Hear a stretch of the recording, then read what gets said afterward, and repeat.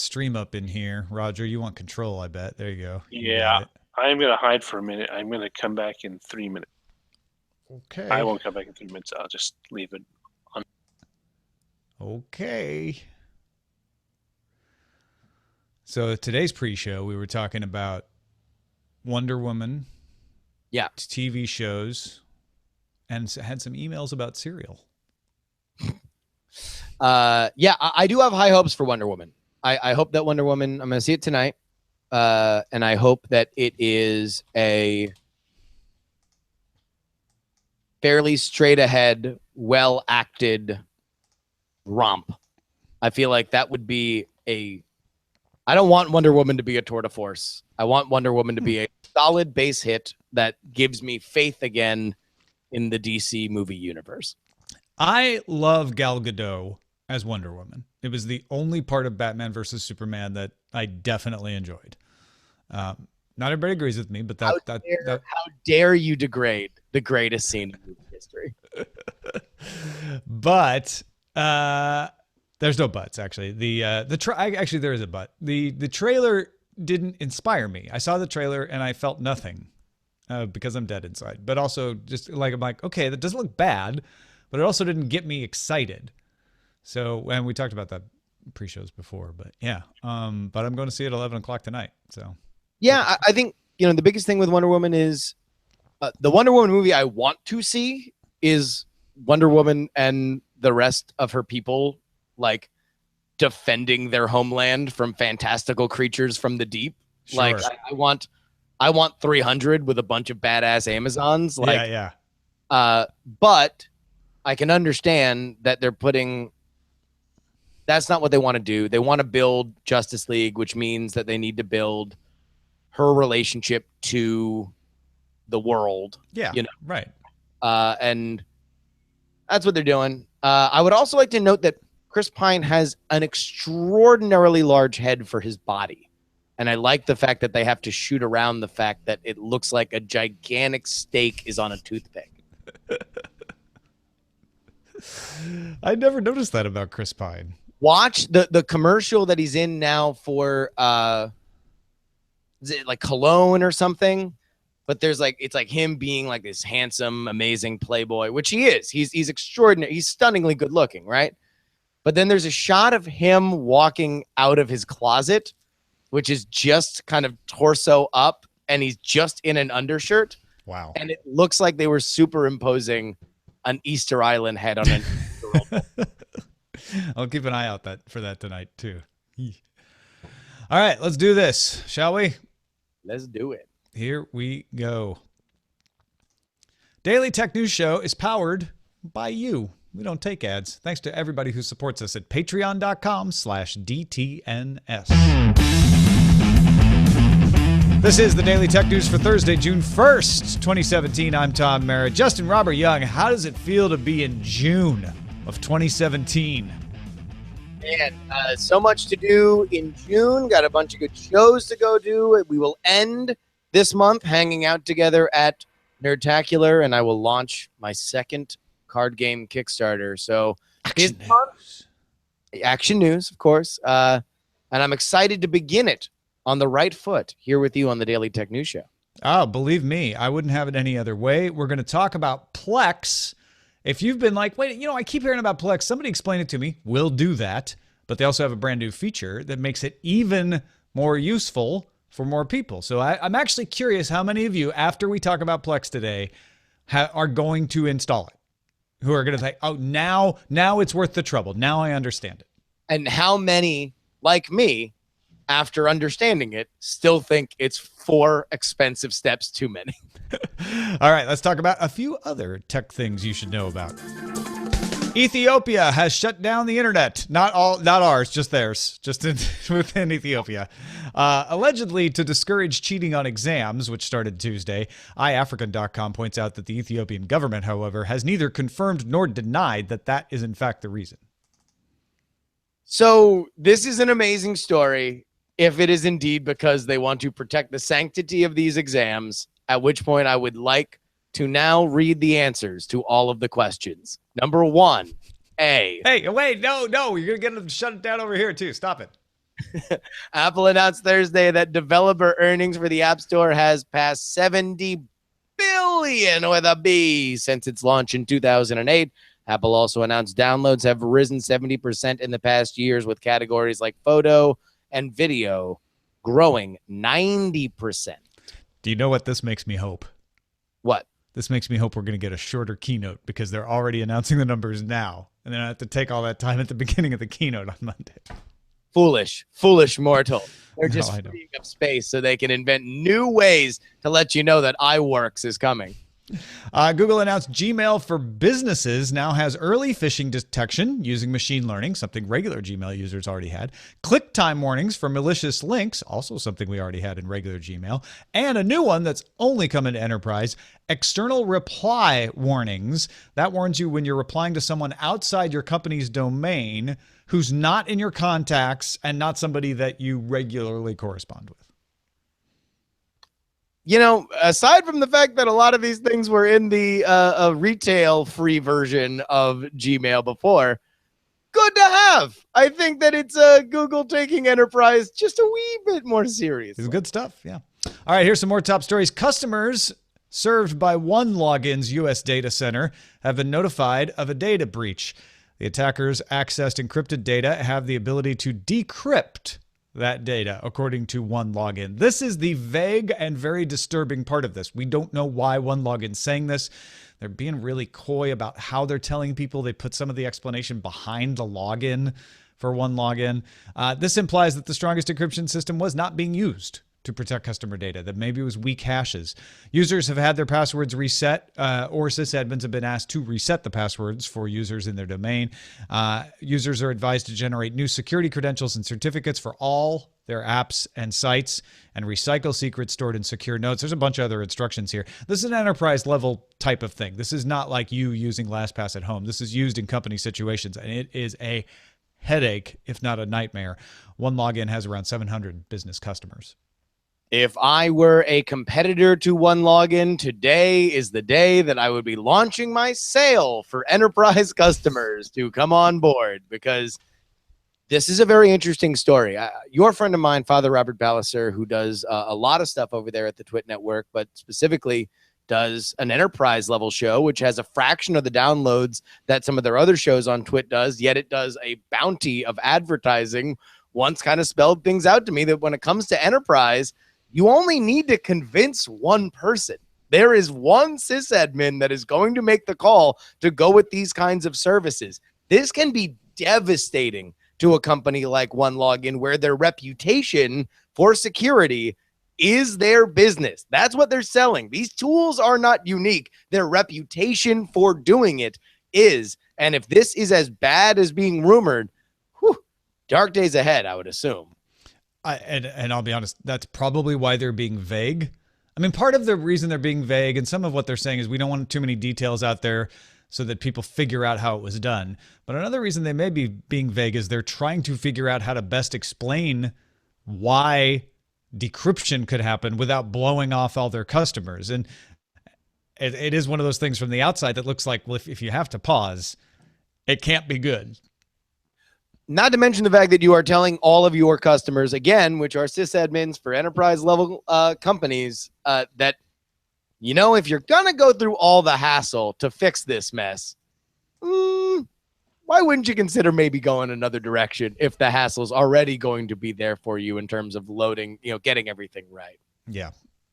And this is the second data breach OneLogin has suffered within the past year. Last August, it warned its customers of a clear text login bug on its secure notes service. So that also is not going to retain customers. Yeeps. Microsoft launched a redesigned Skype with a feature called Highlights that lets you share photo and videos with your contacts, similar to Instagram Stories, which of course invented the feature, he said sarcastically. Skype Highlights will last for 7 days. The Android app will get Highlights first, followed by iOS, and then the desktop clients. Tom, we all know as people who use Skype regularly that this is the number one thing we've been asking for, right? I mean, sure. Yeah.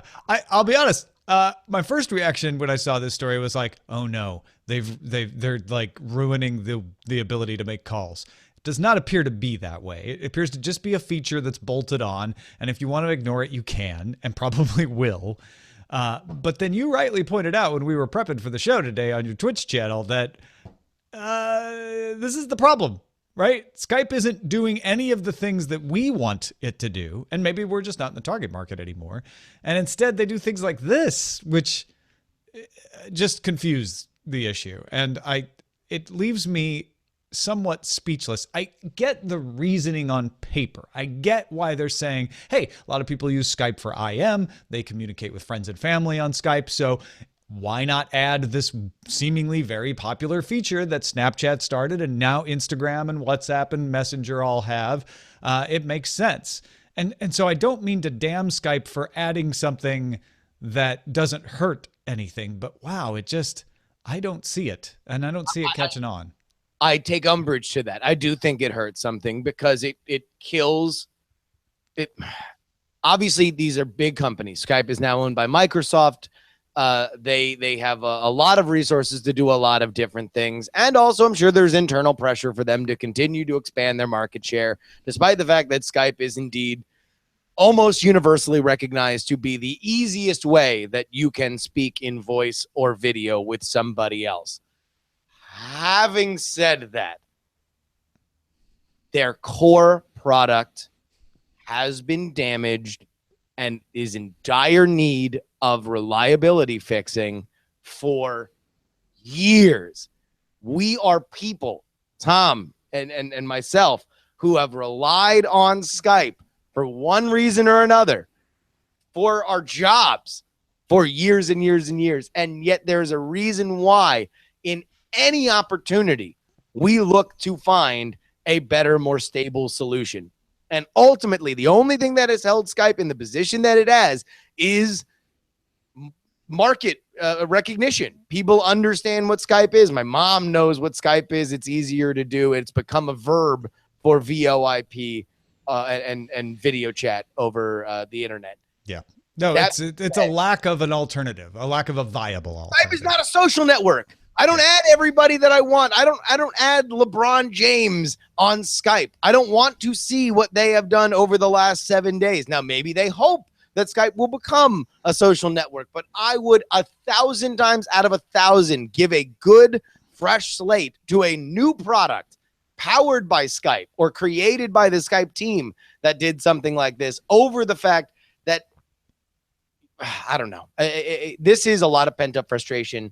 And this is not the same thing for everybody. And I'm sure that there's many people that are listening to this right now and saying, your problems are not our problems, Justin. But, man, you have no idea how frustrating. Skype is just a bad relationship that one day my prince will come and I will be able to leave this broken home. Skype highlights Goofus or Gallant? How about I highlight the fact that I hate Skype? Bloomberg's Mark Gurman and Alex Webb report their sources say Apple has started manufacturing a Siri-controlled smart speaker with virtual surround sound. That's the distinguishing feature here, and may announce it at WWDC, which kicks off on Monday next week. It would not be expected to ship until later this year, and don't let that distract you. They don't say it won't ship until December. They just say later. So that could mean they announce it in June and it ships in July. We just don't know. They don't have any data. Inventec, which makes the AirPods, the earbuds, the wireless earbuds for Apple, is reportedly manufacturing this speaker as well. So the question then becomes, virtual surround sound enough to distinguish it? What else does it need to do to not be too late to this game? Well, Apple's never, much like the Queen, Apple is never late, nor is it early. It arrives exactly when it means to. That's the Queen? I thought it was Gandalf. Or Gandalf. Sure. Queen Gandalf. Is it not the Queen too? Gandalf could be non-binary. Why not? Sure. Okay. So here we go. Either Gandalf or the Queen and Apple show up to a bar. Gandalf said, I own an Amazon Echo. I love it. I use it in my daily life for lights. I use it for answering questions, setting timers. What Apple has to do, in my opinion, is if they want to steer it toward This is music based, which is something that people have dinged the Echo for, is that the speaker is not fantastic for playing music. You usually, if you want high quality speakers, you should plug them in. Then that is one way to go, but it seems interesting that this kind of information is leaking out before WWDC, and that the rumor is they will announce it at WWDC, because you would think, as we mentioned up top, that Apple's real advantage in this category are apps and opening up Siri for in its greatest possible way to say, now Siri on HomeKit is more powerful than it's ever been before. Right, because they did open up Siri last time. Yeah. So forcing those gates a little wider is what you're saying. Well, and to really fundamentally change how we think about Siri. Right now, we talk to Siri on devices. In this capacity, Siri would envelop your house, and it would be like the A word that we normally say. Well, yeah, let's get down to it. This is the question, right? Can Apple pull off an iPhone or even an iPad in this space? They're not as far behind as they were with smartphones, to be honest. They're also an entirely different Apple than they were during the smartphone time. And yet Amazon has a pretty good lock on this market. Now, first mover advantage doesn't stay first mover advantage in most cases.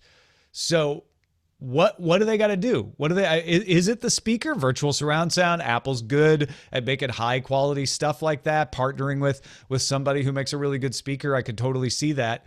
But it's a system where you have to use Apple products to take the best advantage of it. So I think you're getting at it, which is, will they open it up enough that it will work with everything you need it to work? I mean, that's Ruben's essential home, is like, hey, we're wide open, and this will work with anything that wants to work with it.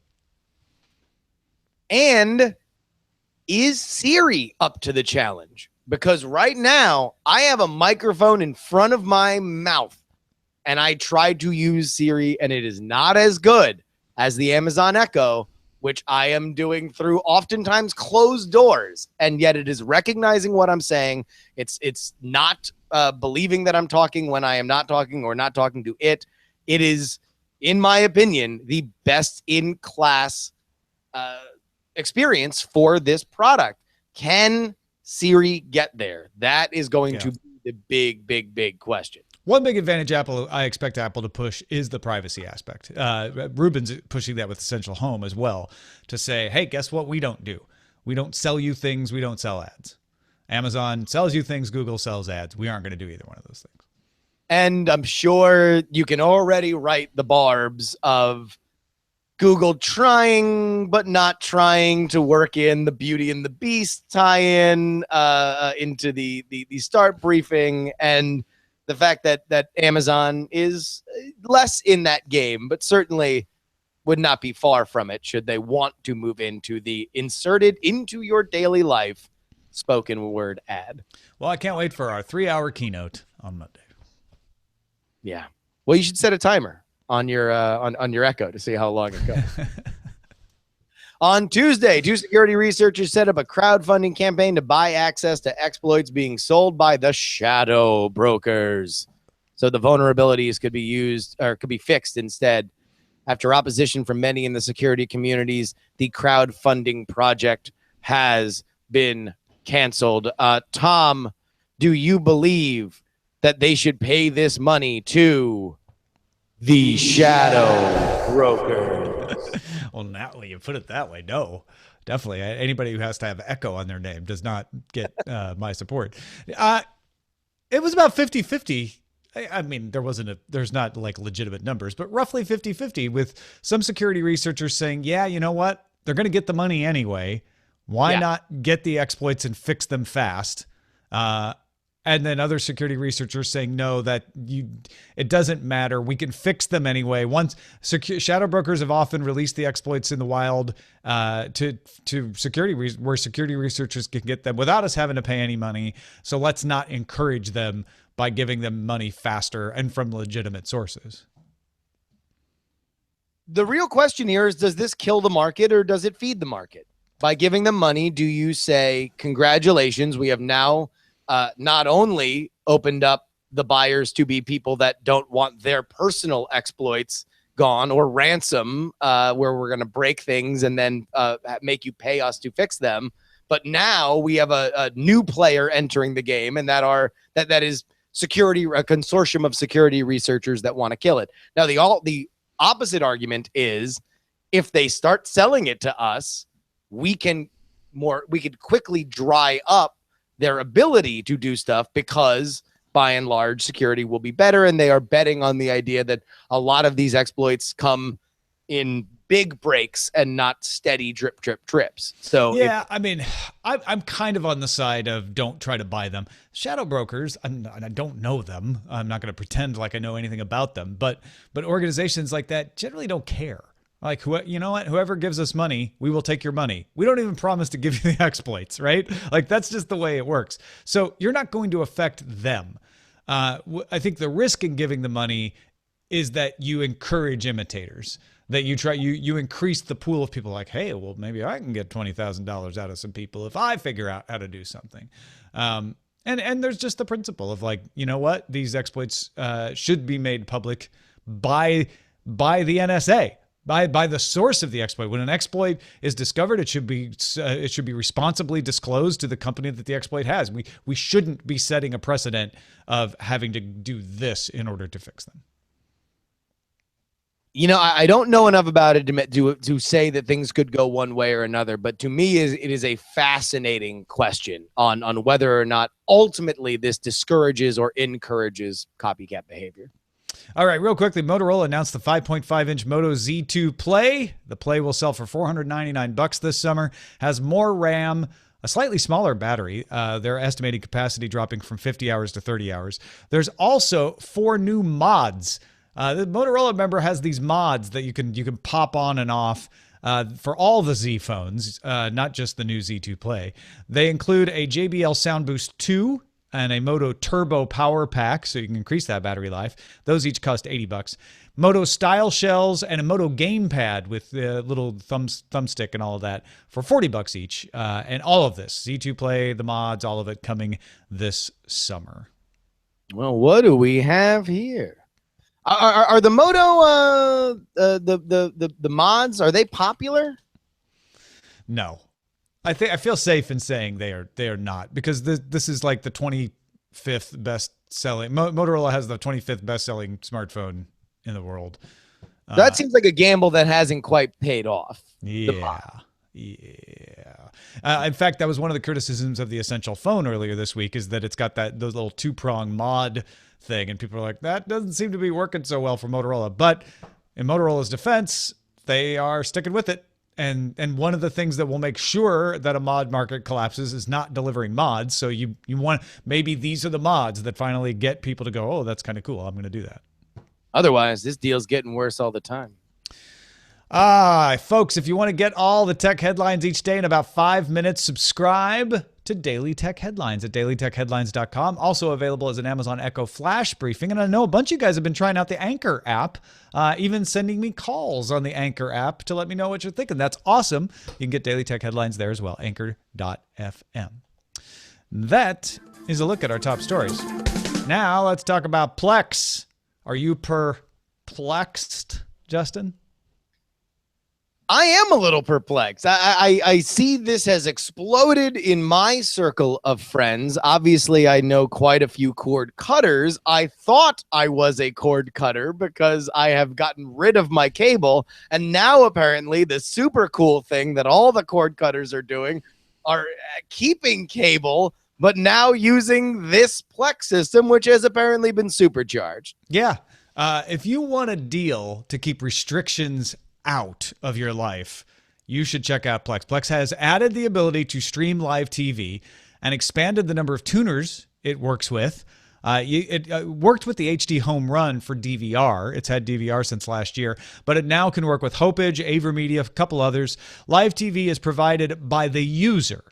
So this isn't a copyright violation situation. You are plugging in either your over-the-air antenna and the tuner, or maybe you're using HD home run with a cable card and delivering the television into Plex. All Plex does is say, okay, we see what this television stuff is, and we can do DVR function. You can connect it to a hard drive. You can run it on a server. You can even use it with Dropbox, Google Drive, or OneDrive, and you don't even have to run a server yourself. And then you can now access not only all of those DVR recordings, but you can access live TV on your Plex app wherever you are. So there's no geo restriction. There's no, oh, this show isn't available on a mobile device. Oh, you're out of your home market. You can't watch this. You are connecting to your Plex server that you're in control of, so you get to watch whatever you want. You do have to pay Plex, though. The live TV service is one of the services that's available under the Plex Pass. That's $5 a month. You can pay for it for a year for $40, or a lifetime subscription will cost you $120. You are able to get it on Android TV. This is the new live TV function, available on Android TV and iOS at the moment. It's coming to Android mobile and Apple TV. Thought that was interesting how they rolled it out, like one mobile platform for Apple and a desktop platform for Android, and then the reverse coming later. All right.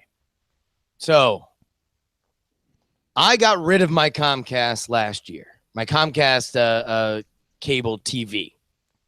If I wanted to get on this, let's walk me through this. I got to call Comcast and say, guess what? I want cable back. Right. Well, you don't have to, right? You could just do over the air. It depends on what you want to do. Right. Yeah, so I could just have the tuner, which is how this is not a piece of hardware. This is software, right? Plex is software. The tuner is hardware. So I would need to get another tuner that would be able to point to Plex. Yeah, you've got options. One option is to buy an HD home run with cable card. That's where, if you're like, I want to get all the channels, cable isn't actually that much more expensive than PlayStation Vue, in my opinion, or in my location. So I am just going to get cable back, plug it into the HD home run with cable card. And then I'm going to forget about renting a box or any of that stuff, right? That's one option. Second option is I'm going to get over the air, and I'm going to either get an HD home run with a tuner built in, and do the same thing just with over the air. Or I'm going to get one of these Hopage tuners, let's say, and I'm going to plug that into a computer or a laptop that I owned. And I'm going to be able to run that over the air signal into that laptop, and then be able to just watch what I want that way. You could also do a few other things here and there that are a little geekier, but that's kind of your main options. And then once that's running, the one thing you'll have to do is leave either the HD home run or the computer with the tuner plugged into it on, so that it's always streaming the signal, and it's recording the things that you want to record. But after you've done that, after you've set that up. Okay, so after, and by the way, just so we are here, just so we understand, we have either over the air, which is for free, but you have to have some kind of digital antenna, right? Right. Fairly cheap. You have either the 53.72 Hopage digital TV tuner, or the $96.20 home run HD tuner. You leave that on, or plug it into another laptop that you've got sitting around. You point that to Plex, and now, as if by magic, what happens? Yeah, so you just install Plex on the HD home run or the laptop, and then Plex takes care of the rest. Now, yes, you have to sign up for Plex Pass, and you have to pay them $5 a month. But after that, where you have your Plex app, let's say you're on an iPhone, you can then watch everything that you have stored with Plex. And you can store the DVR recordings into Dropbox, let's say. You don't have to have a large hard drive locally. You can have the live TV streaming through there. You can store your DVRs. You can even, if you can legally rip your DVDs without breaking copyright protection, you can even store movies in there. Or if you have legal DRM-free movies, you can store those in there. And all of that will be available wherever you have an internet connection. So this is and I've been very intentionally obtuse just to demonstrate the fact that this is not quite we are here. Remind me to get back to this point. This is Sling. This is what the dream of those Sling boxes so many years ago, when all of a sudden, for the first time ever, magically on your laptop, especially for people who traveled for business, you were able to get everything that was on your television because it functioned as your remote. Yeah, so let's make sure to say Sling box. Sling box. The Sling box. What put Sling on the map was that fantastic piece of technology. Now they have moved into the world of over-the-air cable packages, effectively. Yeah. Here's my secondary point. Okay.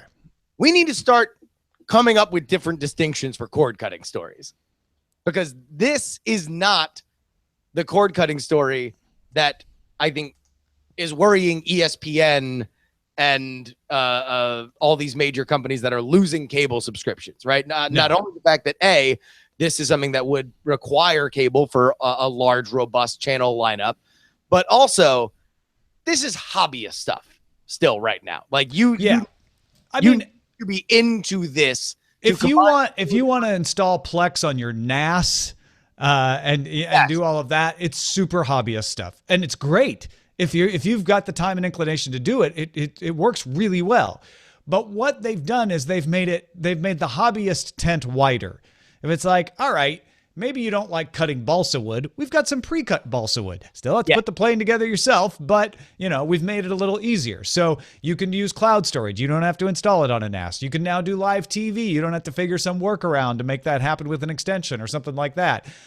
You can do HD home run. You can put a high pitch tuner, plug it into an Xbox. Now you've got a server on that Xbox One sitting there right in your living room. So they're making easier options, but it's still not the dead simple one, because they're routing around the internet, right?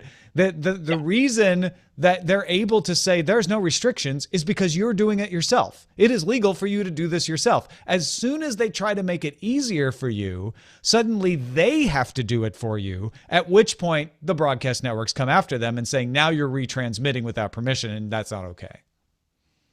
Which is great, because also if you want to look at this in a surfing analogy, this might be the wave to catch, because the Slings and the PS Views and the YouTube TVs, they are all going to compete with each other. They're going to find about what the market will do. And then because they're the future, they're going to slowly increase. Cable, on the other hand, facing a more competitive marketplace, will probably begin to start to become more and more attractive, especially specifically compared to where they were 5 and certainly 10 years ago. So this idea, if you want to be very market efficient about it, is very attractive for the idea that you can spend a bunch of money up front and then no money ever again, except for whatever you're paying for the cable, which and the Plex Pass. Well, yeah, but that's 100. It's 120. But you pay 120 lifetime. You're right, and then you don't have to worry about it anymore. You can just call into your cable company every month and say, hey, I'm thinking about quitting, like so many others. Yeah, right. Just get free Showtime forever. I wrote a column on Patreon, patreon.com/DTNS today, about how this is an example of the internet routing around. As soon as there's enough pressure, the solutions get better to get around the restriction. And particularly, I was talking about net neutrality, and like there hasn't been any bad violations of net neutrality, which is why you don't see any solutions to get around ISP's stranglehold. But if that changes, expect mesh networks and things like that to suddenly get a lot of attention from people and start to improve really fast, because that's what's happening with Plex. Is you're seeing like there's just this amount of demand and this much pressure from the restrictions of TV Anywhere and geo-blocking to make Plex a viable solution to say, oh yeah, you know what? We're making this easier and easier all the time. But not too easy. Don't come sniffing around, cable companies. None's coming in on our servers. It's just a bunch of neckbeards connecting 50 wires. No, I mean, Kodi is what Plex was built on. They were both built on XBMC in the early days. Kodi is under the gun because they haven't navigated these waters as well. They've strayed too close to the piracy side of the equation. But Plex is scot-free. Plex has done the dance very expertly, I believe. Like Sling did. And really the biggest rap on the knuckles that Sling ever got was their DVR hopper, right? Slingbox. No, but even then, but Sling, when they got into their over-the-air stuff, which is the product that I use now to get my live television, they made the legal deals. Yeah, they made the legal deals. Yeah, exactly. They've stayed on the side of legality. The only time that they ever got into any problem with their Sling box hopper was with, but was it CBS that was not happy about the fact that people could be able to easier skip commercials and forced what was that company that wouldn't give them? They made CNET after I stopped working there take away their Best of CES award, and then CEA took Best of CES away from CNET. So there's that. Thanks to everybody who participates at our subreddit. You can submit stories and vote on them at dailytechnewsshow.reddit.com. A couple of messages. I'll read the first one here if you want to read the second one, Justin. This first one comes from Becky, who writes, I loved your show yesterday on secure communication tools. I work as a learning and development professional in the tech world and think resistance to encrypted communication tools can be attributed to two things: apathy and habit. Apathy is the biggest obstacle in getting people to care about privacy. These are the I don't have anything to hide, so why should I care people. And unfortunately, most people will only start to care when something has directly and adversely affected them, and by then it's too late. The second obstacle, habit, is a pretty challenging one too. Changing human behavior is difficult and has to be done with some level of intention. I used to head up the training department at an encrypted comms company, Silent Circle, and I can't tell you how many times companies would purchase our app and it would sit untouched even after a breach. When you're used to going to iMessage and Outlook 1,000 times a day for work, asking someone to use a new app with an unfamiliar interface is uncomfortable and disruptive to the workflow. So from an enterprise perspective, apps need to be designed that integrate with already existing familiar business tools. It would really be ideal to just sneak end-to-end encryption in these tools so the end user doesn't even have to think about it, because I can tell you the apathy problem is not going away. Thanks for the awesome show every day. I'm surrounded by developers and engineers, and you guys help me sound like I know what I'm talking about. Well, Becky, I'm very happy to hear that part for sure. And your conclusion is the same conclusion that came to in that study we talked about yesterday, which is you just need to put encryption in the existing tools. All right. I'm going to pitch something to you, Tom, and you tell me whether or not you're down with it. So I know that your brand on this and your previous shows has been sober, level-headed, forward-thinking, educated conversation specifically about complicated topics like hacks and breaches. And not always sober. Sometimes we were drunk, but I get where you're going. As soon as Liquid Fridays went away, sober would be a word I would describe. But I think that now we are at a tipping point, and you can help push society over the edge for the better. I feel like we're at a point now where a lot of these encryption and breach stories are starting to get mainstream attention. You need to help usher in the summer of sharks for encryption. Let's begin to totally overhype every encryption breach to the point where everybody starts worrying. You're panicking your grandma about the fact that they're turning on. But see that they might be hacked. I am 50-50. I am the security community on the Shadow Brokers deal at this one. On the one hand, if we could do it in a way where people who know really understand that we're not serious, I'm way in on the Summer of Sharks, mostly because you named it Summer of Sharks. On the other hand, it is my crusade to get people to actually understand the risks rather than inflame them. So I'd want to still steer clear of that. Then all I'm saying is that whenever there's an exploit story from now until Labor Day, you have to call it yet another example of the Summer of Sharks. All right. I like it. All right. Hey, Tom, writes your friendly neighborhood Philip. I just listened to you and Scott talking about bike sharing in China. This written from like a sauna outside Zhuhai, China. Mobike and other services let you park the bike wherever you finish your ride, provided it's in a publicly accessible area, not in your apartment. And this usually means that there's a handful of bikes conveniently right around my gated community or at a bus stop. The cost of the ride is super cheap, starting at one yuan per ride, or roughly 15 cents US dollars. I'm living in a small town of 1.5 million people, and people in traffic can be a problem. The buses don't seem to keep any sort of schedule. It's only a 10 to 15 minute walk from my apartment to the local shops and restaurants, but I can make the trip in 4 minutes if there's a Mobike nearby. I did buy a bike when I came to China, but the gears never worked properly, and then a pedal fell off. While I could go get my bike fixed, it's a lot easier to leave it sitting in my living room while I grab a Mobike while I'm out and about. While I wish that I could have a service like this when I go home to the States, I really don't think that I'd use it since I could just drive everywhere. Thank you, Philip. I mean, that backs up kind of what my spidey sense was telling me about this. And I didn't realize how easy Mobike was to use. I knew it was easier than some of these city bike sharing that we have in North America. But wow, that sounds idyllic. I feel like in a lot of U.S. cities, though, those bikes would just get stolen. Maybe. I think that there's certain ways around that, and making them look a certain way, or giving them easy places to park them certainly adds a lot. Right now in Oakland, AAA is offering this gig car service, which is very local to my area, my neck of the woods in Oakland and Berkeley, which I kind of wonder what that economic model is, because I think that Mobike is very interesting because it is indeed so cheap. Yeah, that you are able to make it very easily work it into your budget and say this is cheaper than getting something fixed.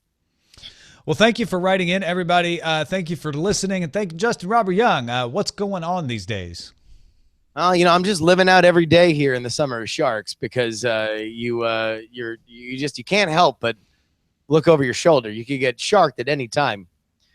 No, it's awesome. I'm streaming on Twitch every single weekday, and you can follow me on Twitter, Justin R. Young. I'm going to spare you the big plug for the Kickstarter, because, man, are you guys going to hear nothing but that in about a week or two. So go ahead, and in the meantime, check me out. Our previous card game is thecontender.us if you want to see the work we've done before. And, new expansion for that is out now. Heavy Lies the Crown, Trump's first 100 days, in quotes, playable in the Contender game. So check that out at thecontender.us. WikiLeaks says CIA's pandemic turned servers into infectious patient zero. More from Dan Gooden on Ars Technica as the summer of sharks continues. Hey, thanks to everybody who gives a little value back for the value they get from this show. We do it because you fund it at patreon.com/DTNS. Today is the day that the funds are collected, so extra special thanks to every single one of you. And if you have your emails turned off, go to patreon.com/DTNS and find out what you're getting. Especially if you're new to Patreon, there's some business cards for people at different levels. There's links to the treasure chest and all that good stuff. So go check it out, patreon.com/DTNS. Our email address is feedback@dailytechnewsshow.com. We're live Monday through Friday, 4:30 p.m. Eastern, 2030 UTC at alphageekradio.com and diamondclub.tv. We're at facebook.com/dailytechnewsshow. And our website is dailytechnewsshow.com. Back tomorrow with Rob DeMillo. Talk to you then. This show is part of the Frog Pants Network. Get more at frogpants.com. Diamond Club hopes you have enjoyed this program. Summer of Sharks.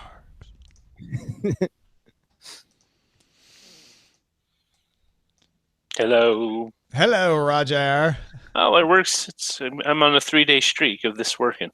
Yeah, it's a good show. What should we call it? Top of the heap is one login to lose them all. Ha ha ha. All the cool cord cutters. They wear skinny jeans, pants. Let's talk about Plex. I wonder if you have skinny slacks. Let's talk about Plex, baby. Perplexed by Plex TV. Gone fishing. Don't believe the Skype. Get it? Don't believe the Skype. Wow. There's a lot of 90s rap and hip hop references in the DTNS suggestions. A system of Plex and balances. Moms know Skype. Skype had one job, going from Comcast to Complex. Complexity. Deus Plex Machina. Complexities of cord cutting. Plexploitation. Skype, the new Snapchat. Skype highlights Instagram features. Let's talk about Plex, baby. I am a Plex machine. Plex for all your comms. You're getting more and more bored as you get down Yes. the list, Roger. Don't fear the shadow brokers. Is that like Don't Fear the Reapers from the Blue Oyster Cult? I guess, yeah. Does it feature cowbell? That's what I need to know. Is it legal for you to do this yourself? It's legal to carry it. It's legal to sell it. So let's talk about Plex Baby at the top. I That's love pretty good. that Okay. one's great. Which one? Let's talk about Plex, baby. Say it again. Let's talk about Plex, baby. There we go. Let's talk about you and me. Let's talk about all the cable and the over-and-air content you can stream. That's what I was looking for. Whew. That's better than yesterday's post show where we talked about nuclear destruction. You talked about it. You were like, I didn't experience that. You talked about it with me.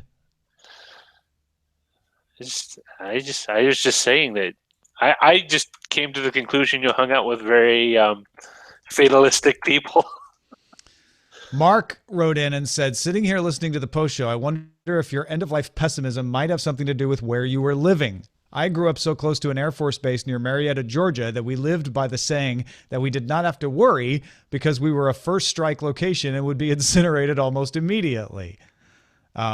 Yeah, we lived near Scott Air Force Base. So, but I lived near a naval base, an Army depot, and I still go by the assertion if something was up, there would have been a lot of activity. A lot of people would have noticed. Look, you're right, Roger, but I'm just saying this is how I felt. Maybe I should travel back in time and hand you a box of Captain. Oh wait, it wasn't Captain Crunch. Also, Mark said that Nostradamus special in which Orson Welles narrated was indeed a powerful piece of work. See, you never saw that. No, I didn't. I missed all these things because I only had. Justin, when you were growing up, what was the thing that was like that unsettled you or those around you as to the world? Well, there was still people. You know, your parents as kids could still remember the Cuban Missile Crisis in South Florida. Ah, okay. Which was obviously something that was not a problem for me when I was growing up, but there still was a lingering kind of idea that like Florida might be, South Florida specifically, might be in the middle of this international crosshair. More so than other places in the country that kind of had moved on from the Cuban Missile Crisis because it was right there. Yeah. Sure, exactly. That this would be that also. That's really interesting. The worry was, of course, that if nuclear war broke out and Fidel had an operational missile that you don't need, like with existing technology, even then he could hit Miami.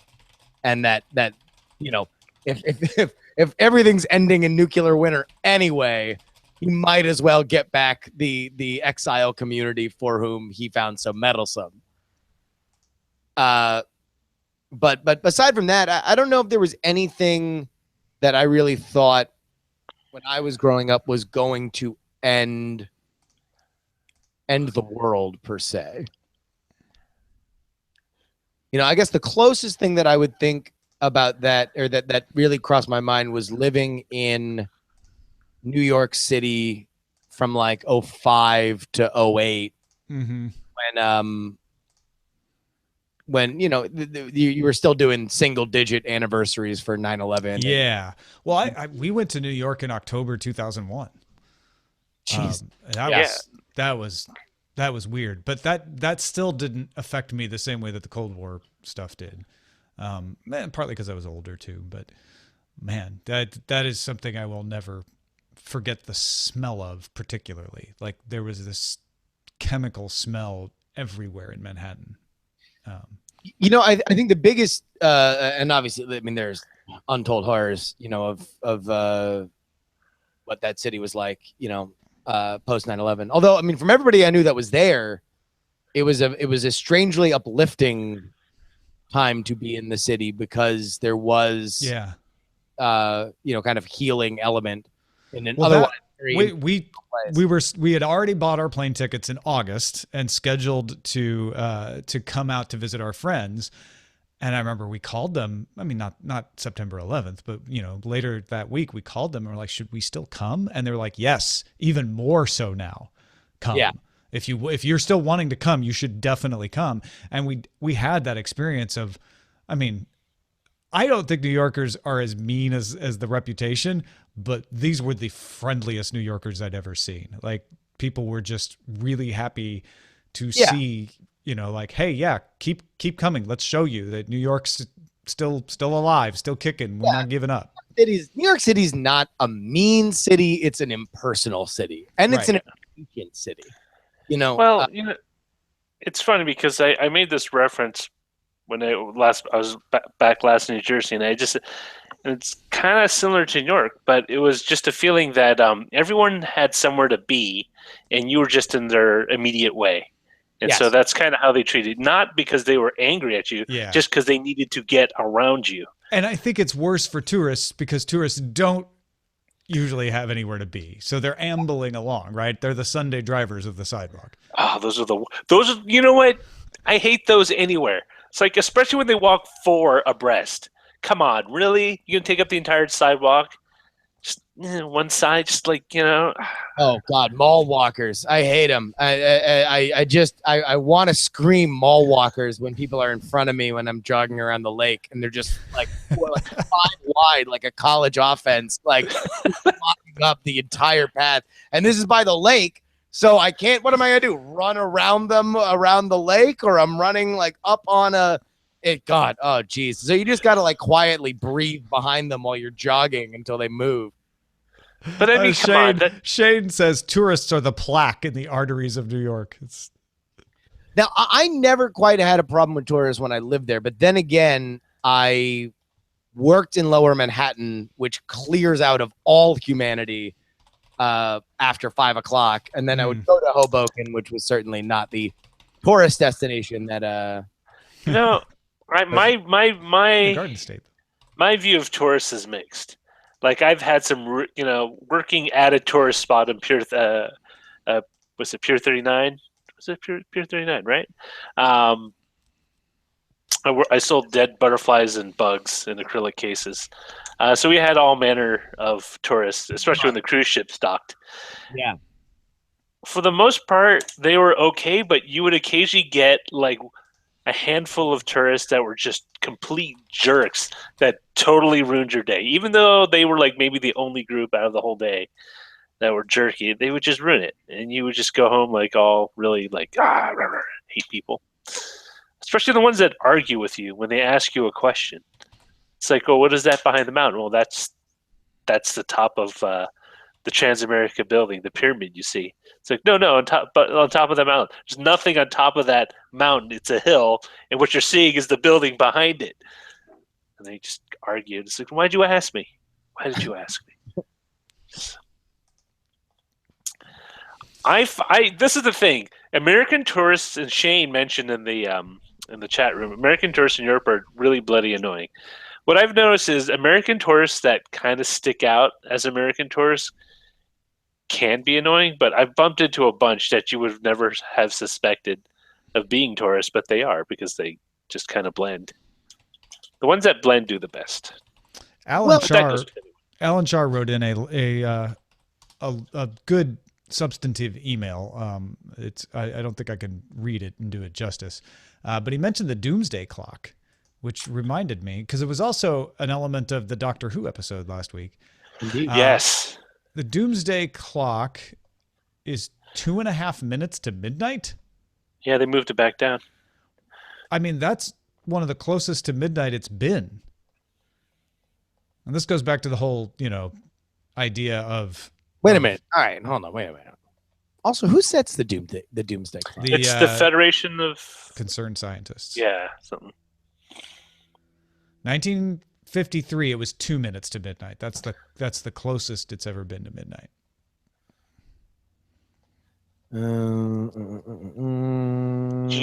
GPEG asks in the chat room, what's with the doomsday clock question? Is that like, I'm wondering if he's wondering what it is, or what it's, or why are we talking about it? I don't know. Why don't you ask him in the chat room? So yeah. Um, So In its two most recent annual announcements on the clock, the Science and Security Board warned the probability of global catastrophe is very high. The actions needed to reduce the risks of disaster must be taken very soon.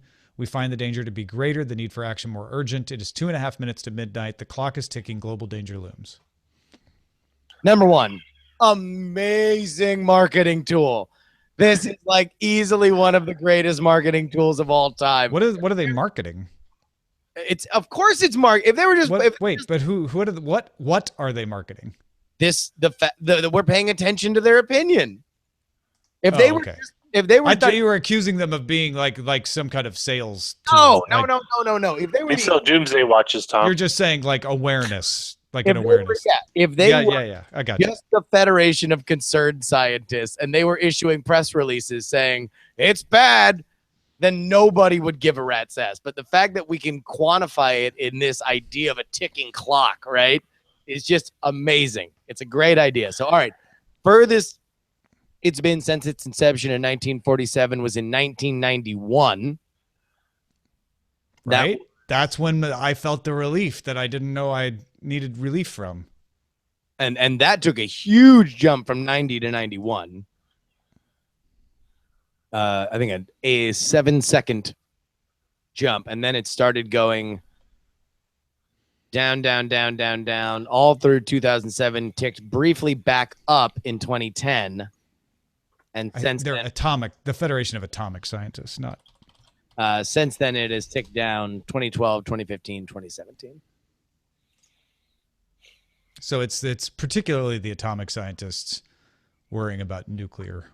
They have attributed the half-second tick down to the rise of nationalism and United States President Donald Trump's comments over nuclear weapons, the threat of a renewed arms race between the U.S. and Russia, and the expressed disbelief in the scientific consensus over climate change by the Trump administration. This is the first use of a fraction of time and the clock's closest approach to midnight since 1953.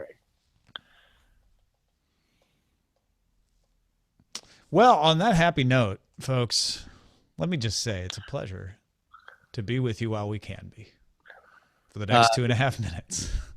It does appear that this is the first time in 7 years that the committee has referenced nuclear. Or nuclear. What? Or nuclear. Wait, what did I say? Nuclear? Nuclear. Nuclear. Previously, there has been tick downs of 1 second and 2 seconds because of lack of political action on climate change. Oh, so the doomsday clock can cover all sorts of calamities, global calamities. Well, it's global catastrophe, right? So for a long time, the only thing capable of global catastrophe was considered to be nuclear war. So previous adjustments had mostly focused on a nuclear holocaust. In fact, when it ticked back 7 seconds, it was because the United States and Soviet Union signed the START I treaty with the dissolution of the Soviet Union. But yeah, like India and Pakistan both getting nuclear weapons, little progress on nuclear disarmament, North Korea's first nuclear test in 2006, and Iran's nuclear ambitions ticked it forward. The New START treaty ticked it back a second in 2010. And then past then, they for the first time in 2012, they used climate change as a reason why it was ticking forward. Which I don't know. Everybody could use a rebranding here and again, but I don't feel like a ticking clock is the best way to signify climate change. I feel like you just need a new metaphor. Well, what they're doing is saying, look, this was meant to describe the proximity of global catastrophe. And when it was launched in the 40s, the only thing that could cause an actual global catastrophe was nuclear war. But if they identify new threats that aren't nuclear war, then they're going to just include them because that's the mission statement. Yeah, I guess, and this is going to be a pedantic thing, which I'm sure will infuriate people that take a lot of these things far more seriously than I do. But like, 2